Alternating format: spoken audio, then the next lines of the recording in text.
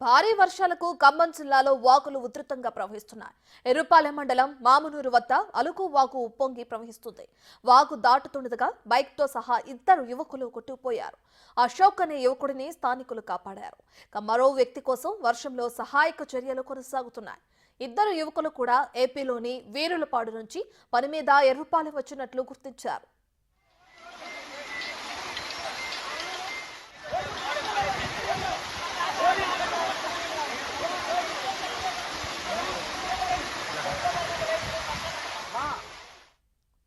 మధిర చెరువుకు వరద పెరుగుతోంది. పెనుగొలను చెరువుకు గండిపడడంతో మధిర చెరువు భారీగా నీరు చేరుతోంది. చెరువు పక్కల ప్రాంతాలకు ముప్పు ఏర్పడే ప్రమాదం ఉండటంతో అలుగును పగలగొట్టేందుకు అధికారులు ప్రయత్నిస్తున్నారు. ఇప్పటికే హనుమాన్ కాలనీ మునిగిపోయింది. శ్రీనగర్ కాలనీలో సగం వరకు జలమయమైంది.